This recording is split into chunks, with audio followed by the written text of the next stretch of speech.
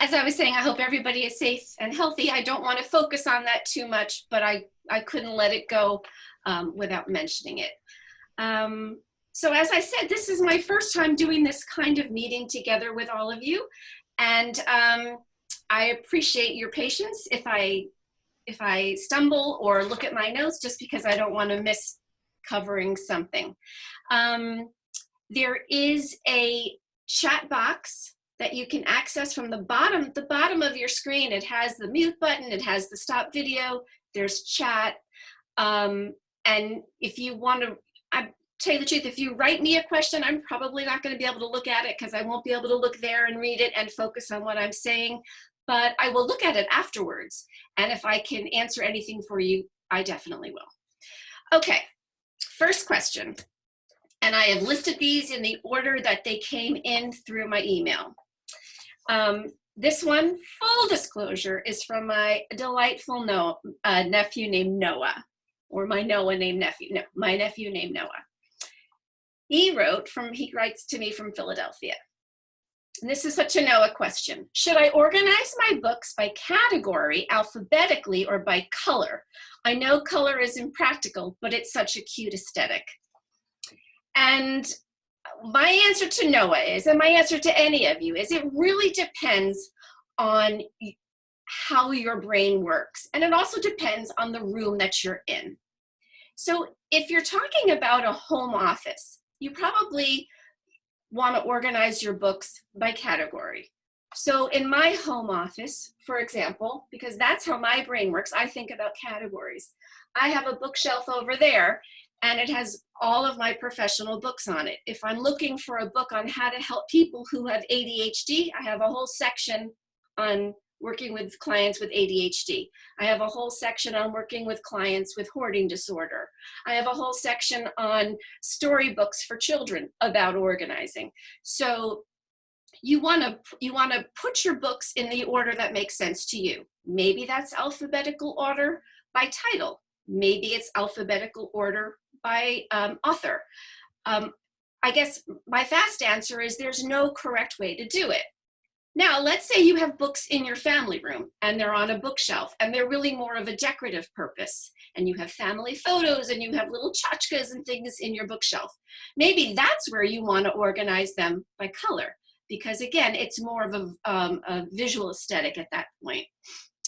Your books that you might have in your kitchen, if you still like using cookbooks, or there are a few tried and true favorite, you're going to decide how you want to organize them in your kitchen. So there's not a right or a wrong way to do it. There's the way that suits you, given the room you're in and how your brain functions. Okay, second question. This time I won't say the name.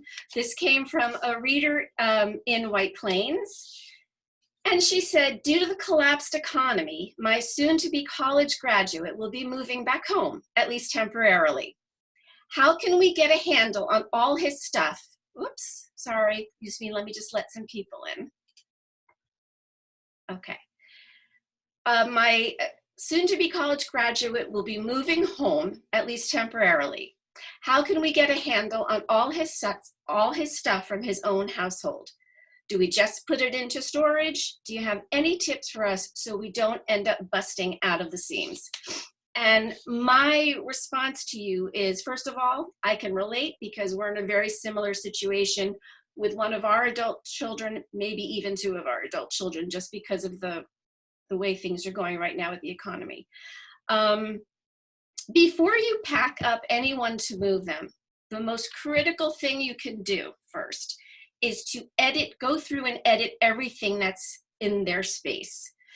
You don't want to be putting yourself in a situation where you're just shoving things into boxes and then making the effort to move them, and maybe even making the effort and expense of storing them, when at the end you just open it up and you said, oh, I could have gotten rid of this. Oh, I could have gotten rid of that.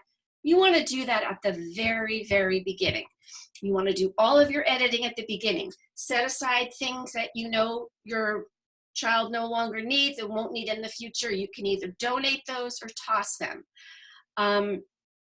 If you or your child feels like you have some energy to sell them, you can try that now. I mean, it's a little tricky now with our social distancing to be selling things, especially on platforms like Nextdoor, but hey, you could try.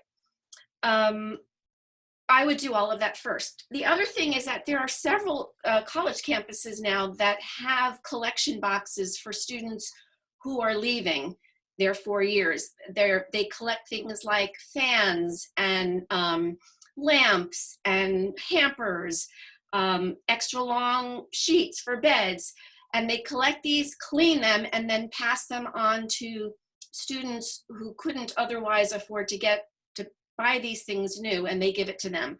There's a local charity called Grad Bag, that's G-R-A-D, bag.org. It was started by 2 local Westchester moms, and this is what they do. They collect all of this gently used furniture from colleges. I don't mean like beds, I mean like small pieces of furniture, garbage bags, lamps, fans, like I mentioned before. And they clean them and pack them up and pass them out to students in need. The other thing you could do is you could ask local friends, local family, if they have a big basement or an empty attic, if you could use the space temporarily, if you really think it's a temporary solution. If you think your child will then within a year and a half move out on his or her own. You know, I think the last resort is paying for storage, because it ends up being quite expensive when you add up the months. And, you know, this might sound very strange, but if you said to me, well, but he's got a big bed. He bought a bed at IKEA and we have to store the bed now. You know, if a bed from IKEA costs $200 and it's going to cost you way more than $200 to rent a storage unit to store that bed. So maybe you want to relinquish that bed, let him give it to an underclassman, let him give it to a friend, so that you're not in a position of having to store a large piece of furniture. Boxes are easier to manage. So that's why I just say, yes, if you have to do a storage unit, do it, but really reduce as much as you can ahead of time, and label, label, label. When you have boxes, write very clearly on the outside of the box everything that you've put in there, as much as you can. Okay, so that's that question. By the way, I want to point out that I have set a timer, because I did promise that this would be 30 minutes. And this is one of my favorite tools, is using timers. I have several. I'm crazy, but I love my timers. Okay. CM wrote, this was funny. I don't have a question, but I want to tell you that a weekly tip you gave a while back has really changed my thinking. Namely, that for every new item that I bring into my house, you need to get rid of not 1, but 2 like items. I think that bears repeating. And I wrote back to CM, and I told her that I thought it was so gratifying that something that she learned was that powerful and really changed her way of thinking. And I was so glad about that. But I confess that I don't think that was me. And I'll tell you why. I definitely advocate the 1 in, 1 out rule. That helps tremendously. But I don't think I would ever say to somebody, if you bring 1 thing in, you have to get rid of 2 things. The only time that that might work is if you were in a particular mindset where you were really ready to let things go. Or if you said, I just lost 20 pounds and I'm buying new clothes and I want to get rid of old things, then maybe it's like, definitely get rid of 2 things that, you know, are from you when you were 20 pounds heavier. Why have those hanging around? Maybe 3 things. Or if you said to me, I know that I'm going to be downsizing in a year, or in about, I'm sorry, people just keep trying to come in. I'm going to be downsizing in a year or so. And I know that I have to start getting rid of things. So then you're in a particular mindset where you're ready to let things go. But usually I'm just about 1 in, 1 out. And it doesn't have to be the same. Like if I buy a white shirt, I don't have to get rid of a white shirt. But if I buy a white shirt, I really should find another shirt or sweater or something that's in my clothing storage to release and get rid of, to edit out. Okay, This question came from someone in New Rochelle. SW writes, what is a good strategy to deal with the stacks of mail that come into the house and that what is a good strategy to deal with the stacks of mail that come in to keep from having them pile on the kitchen counter if you can't sort them out right away? And I might have rewritten that. She probably wrote a very cohesive sentence, and that was my typing error. Incoming mail. It's something we all deal with. It's a problem we all have. So, excellent question. So it sounds like what you're describing is that your kitchen counter is the first landing spot for your mail. That's fine. And if you can't get to it right away, what I suggest you do is you get yourself a very lovely decorative basket or box or something that's pleasant for you to look at, and you deposit your mail in there. Make sure it's big enough to fit catalogs and 8.5 by 11 pieces of mail that will come in. But then you have to promise yourself that you're going to process the mail every day if you can. So what do I mean by process the mail? I mean, you're going to look at it and say, what's important for me to save, whether it's a tax document or it's a bill or it's an insurance policy. Those are the things that you're going to save and bring someplace to deal with. But what's a catalog that you have no interest in looking through? It goes into a recycling bin. Or you have credit card solicitations that you have no intention of following through. That should really go into a shredder or a bin of things to be shredded. I'm sitting in my home office right now, and under my desk, I'm not going to pull them out to show you, but I have 2 bins here. One is just a recycling bin, and the other is just a big box that says shred on it. Because anything that has private information on it or might have even 4 numbers of an account, what am I trying to say? I can't think of what I'm trying to say. Anyway, you want to shred those important things because you don't want to deal with identity theft. So what's great to do is what SW didn't tell me is she says that the mail lands in the kitchen, but she didn't tell me where she looks at it or processes it. If it is in the kitchen, then you want to have a shredding receptacle available, or you want to be able to take it to the home office or the bedroom, wherever you have the shredder. You also want to have a letter opener handy. You want to have a few Post-it notes and a pen, so if you have to write yourself a note about something. So that's what I mean by processing mail daily. Listen, sometimes I can't do it daily. Life happens, and I get that. And organization, this is a good time to mention this, is not about being perfect. So throw the perfectionism out the window, because that's not going to help you or me or anybody else. So if you can't get to your mail on Thursday, try to get to it on Friday. If you can't get to it Thursday or Friday, try to get to it on Saturday, but don't let it go too long, because as we all know, it will pile up and then it will feel incredibly overwhelming. And then it's just easier to walk away and say, I'm not going to deal with it. Somebody wrote to me that she had a spare bedroom in her home that she had filled it with shopping bags of unimportant mail. Everything from catalogs to donation solicitations and even credit card offers, and she just felt that she really needed to sit down and look through all of this mail. But what happened in the meantime is that her bedroom, this spare bedroom, then became unusable by anyone. She couldn't enjoy it. She couldn't have guests there.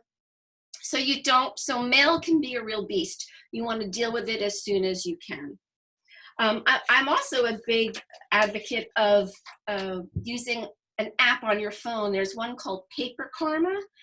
And what you can do is, if you have catalogs that are coming in that you don't want, you take a picture of the back of the catalog with Paper Karma, and they will unsubscribe you from this. Okay, next question that came in. was from RB, and she says, what's the best option for storing table linens, napkins, clothes, and placemats? And my answer to that is, if you have the closet space available, I would hang your tablecloths, because by hanging them, you don't get any creases in them. You can either use a hanger that has 2 hooks on it, like the type that you might use to hang slacks or a skirt. Or I also saw a really neat hack or idea on the internet where someone took a hanger and they covered the bottom of the hanger with the inside tube of wrapping paper, an empty tube of wrapping paper. So you had this nice cylinder over the bottom of the hanger. They also used a pool noodle, where they cut a pool noodle, and they did the same thing. They put a slit in it so they could put it right over the hanger, and they were hanging things this way so that there was definitely no crease. So if you have the closet space, I would hang your table linens. I don't have that kind of closet space, so I fold mine and I keep them in my linen closet. If you happen to have like a buffet or a sideboard or credenza or any type of larger piece of furniture for your dining room, you can certainly store your linens, your tablecloths in that. I also do is you could put your napkins in a plastic box, or it doesn't have to be plastic, but I like plastic because they're waterproof and they're sturdy, and you can also see through them. You can put all of the cloth napkins there, so that rather than trying to get them out of a closet and you knock the whole pile over, you just pull the box out, put it down, and you can see all the different colors. Oh, there are my rose-colored napkins. There are my cream-colored napkins. And you can pick the ones out that you want for that particular occasion. And placemats. Placemats, again, if you have the space and you wanna lay them flat down, you can do that. I love, there are these little shelf expanders that slide onto a shelf, and underneath them is a place for you to lay something flat. You could put the placemats there. This is tricky because I don't have a way to show you, but if you understand what I mean, like you have 2 shelves, and this shelf, you're gonna slide something onto it, and it has this little, sort of like a little shelf here, and there's not a lot of space, and you just put your placemats right on there. I've also seen people use these placemat shelves to store other things like Reynolds wrap and saran wrap, things for the kitchen, things to wrap foods. They store them there as well. Okay, I'm just going to take a minute to look at the chat.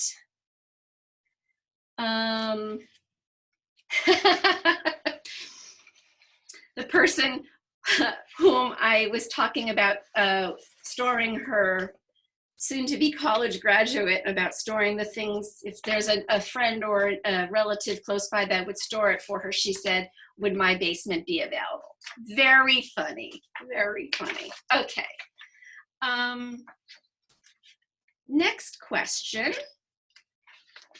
came from EM, also in New Rochelle, and she says, every time we start to organize a room, we are overwhelmed by all the framed artwork and photographs from grandmothers, parents, and even us. What should we do? It's really the artwork I'm most stressed about. Not valuable, but probably, who knows? So I'm just going to focus on the artwork. If there are pieces that you inherited, that you love, that you really love, and they're very special to you, then I would say to you, show them the respect that they deserve and display them. If it's very hard to choose, what I would do is I would take all of this inherited artwork and I would put it all out together. You can either put it out on a carpeted floor so it's safe, or put it up against a couch so you could see all of your artwork all at the same time. And you will know right then and there the ones that pop out to you, which are your favorite. Those are the ones that you're probably going to want to keep. In the organizing industry, we have a method or a game that we can play with our clients, and it's called friends, acquaintances, and strangers. So in the situation of your artwork, there's certain artwork that you know you're going to love. Those are your friends. There's artwork that you feel neutral about. And, you know, I don't like it, I don't hate it, I don't have a feeling about it. Those are the acquaintances. Then there's the artwork that you just have no emotional connection to whatsoever. Those are the strangers. So the strangers, the acquaintances, you can either donate. She asked about how do I know if they're valuable. I'll get to that in a second. But if there's artwork that you really love, by all means, find a place in your home to hang it. A lot of us say, well, I can't get rid of it because it was important. It belonged to my parents. But we love our parents. There's no doubt that we love them, but holding on to their artwork doesn't show that, it doesn't fulfill a need for our love for them. We're not doing ourselves a favor then. In fact, we just feel burdened by it. And we might even somewhere very deep down inside feel resentful because we're holding on to something because it was theirs. We should only be keeping things that make us happy and bring us, as Marie Kondo would say, would bring us joy. In terms of finding out if things are valuable, and I dealt with this when I had to clean out my parents' home. My mother was a big art collector. I have a few local places, and I'm going to put this in notes too, so don't feel worried that you can't jot it down if I talk too fast. One of my favorite places to use locally is the Clark Auction House in Larchmont, New York. Prior to all of the social distancing, they had what they called Walk-in Wednesday, every Wednesday from 12 to 4.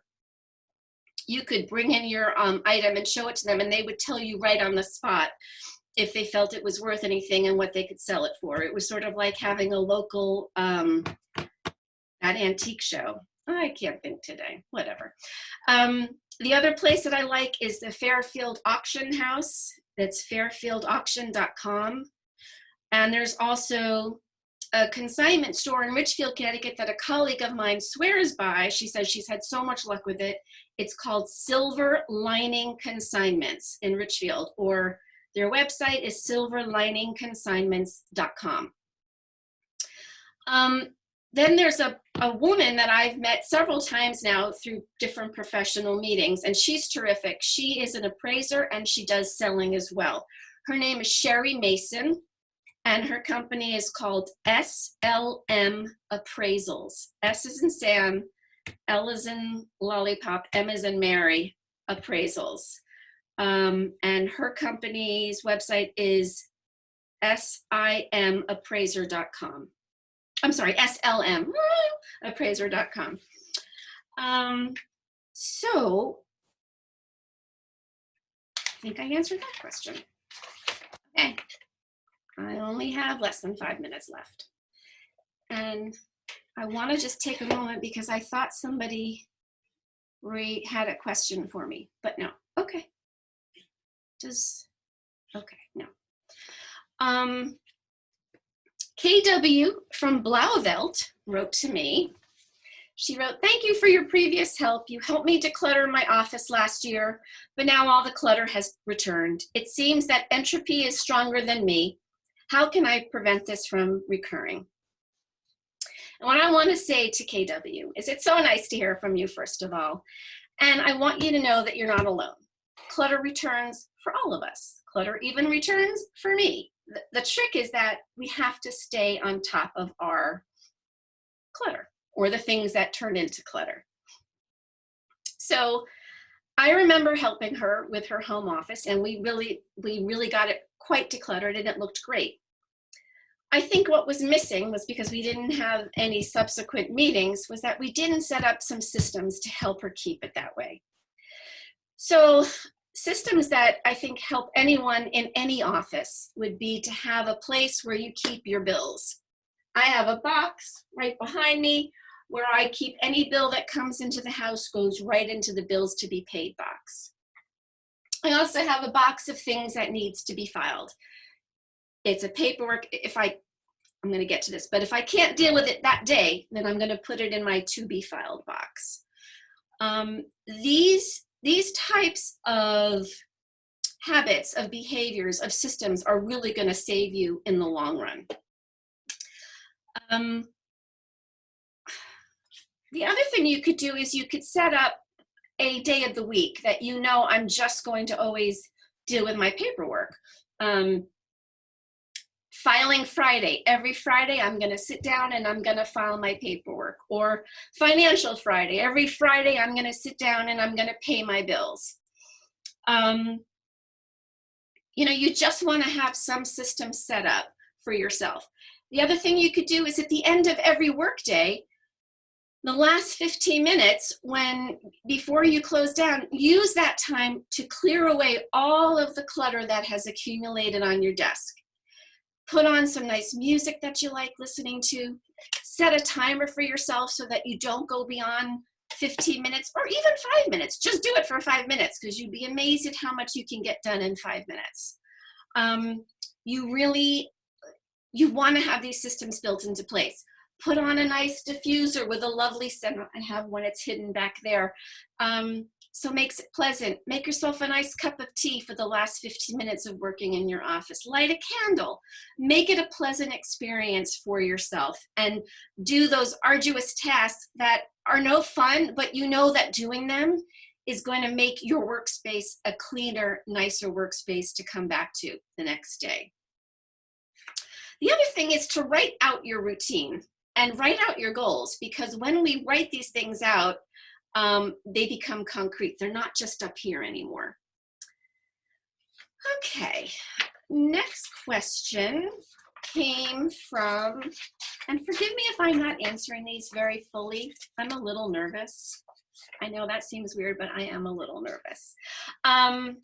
Okay, RC from Forest Hills writes, "Hi Jocelyn, your help in making it possible to transform the basement from a storage space to a useful space, including redoing the bathroom, was invaluable. But what can I do with all the stuff I can't bear to part with for sentimental reasons? My mother was a huge collector of ceramics, mostly Eladro and Heron, as well as Lalique." That's my timer. "I can't bear to part with these pieces that she so loved, but I would like to declutter my living room and my break front. Help!" So I'm going to tell you that, again, what I said earlier, I know you loved your mother, but she knows that you loved her, but keeping all of her ceramics, that's not how we express our love for a parent that has gone. And I don't think she would want to burden you with that chore. You're going to do the same thing I talked about with the artwork. You're going to spread out all of the ceramics on the dining room table or someplace where you can look at them. And I tell you that not all these things are created equal in your mind. Some things you're going to love and they're going to elicit sweet memories for you. And some of the things you're going to feel like, oh, I really never liked that. I don't know why she bought that. Or you just feel neutral about. And those are the ones that you're going to pack up and either sell or give away. But they're going to move out, and you're just going to keep the ones you love. And and when you look at those things that you love that belong to your mom, you'll always remember her. And I want to say that sometimes when we keep too much, it all becomes noise. It becomes visual noise, and we don't enjoy it. It's like white noise. But when we really take the time to look at everything and say, oh no, these were my favorites. And this, I always think of Mom when I look at this statue or I look at this figurine. Then it's no longer white noise. It's just a beautiful note that you can hear and you can enjoy. So it's hard. Dealing with emotional stuff is hard, but I want you to know that not everything is created equal in your mind. You think it is, but it's not. And that was my timer. So my timer went off, and I promise this would only be 30 minutes. I'm going to quickly look at the chat column to see what's going on. Sherry Mason at SLM Appraiser. Yes, that's who I was talking about. And then somebody else wrote, Silver Lining in Richfield. Love that. Oh, great. There's an endorsement, another endorsement for Silver Lining in Richfield. Grad Bag. Also collect sheets, pillowcases, comforters. Yes, I mentioned that. Maybe you didn't hear that, but yes, I love to support Grad Bag if you have college kids who are graduating and moving out. So thank you. Does anybody else have any other question in the chat? I can take 2 more minutes to look at your questions. Any tips for organizing photos? Yes, that was a question that came in. I'm sorry I didn't get to it. Believe it or not, there are people in my industry that just do photo organizing. It's sort of like you can be a general practitioner in medicine or you can be a cardiologist. So there are organizers that just do photographs. I have plenty of names of people I can recommend to you, but I would say that it's really important to, just like the artwork and just like the ceramics, not all your photographs are going to be worthwhile for holding on to. You really have to go through them, and if there are doubles or if there's several images, several pictures of the same image, you pick the best one and you get rid of the other ones. It takes time. It takes time, and it's a big project that you're just going to break down into little bite-sized pieces. You're going to do a few minutes each day or a few minutes each week, and you'll get through it. I had a professional organizer friend, I have a friend who says that organizing her photos has been on her to-do list for 20 years. And because of this containment time, she has sheltering in, she is just sitting at home and she's finally getting through her photographs. So photographs can feel overwhelming for a lot of people. But definitely working with a photo organizer is a very, very helpful thing. What do you do with recipes? Do you get rid of them and just use the internet? So I'm not sure I understand that. If you have family favorite recipes, use them. And if they're in print form, by all means. This past week with the holidays, I was making recipes, family recipes, and they were all handwritten. And by the way, I'm a paper person. I love paper. So for me, digital wouldn't always work. I mean, you can find a gazillion recipes on the internet, but if you still like using a cookbook, then you should keep your recipes in the cookbook. If you have 30 cookbooks though, I want you to have an honest conversation with yourself and say, which of the cookbooks of the 30 that are sitting on my shelf do I really go and use? I mean, if there are cookbooks that you've never even cracked the spine, but you're keeping them because someone gave it to you as a gift, that's not a good reason to keep it. You haven't looked at it at this point, it's really time to let it go. So loose recipes you get from papers or magazines, you can keep a folder of them. Or if you feel like it, put them into a notebook and organize them by type. What's a dessert? What's a main dish? What's an appetizer? But you can also just keep them in a folder. Someone said, can you address my question in the mail? And I know who that is. Yeah, that's a big question. I will talk to you privately about that. But anyway, I want to thank you. I'm going to try to keep close to my 30 minutes. This was so much fun. I would appreciate your feedback about this, good, bad, or indifferent. This is my first time doing this type of platform, and I do hope to do it again because I miss everybody very much. And this is a wonderful way for me to sort of share my skills and share my wisdom. But it's my first time doing it. So please, please, please send me your feedback in an email and send me your questions, and maybe we'll do another one of these. That would be great. That's it. So I'm going to say goodbye. Thank you so much for coming, and I hope to hear from you. Bye.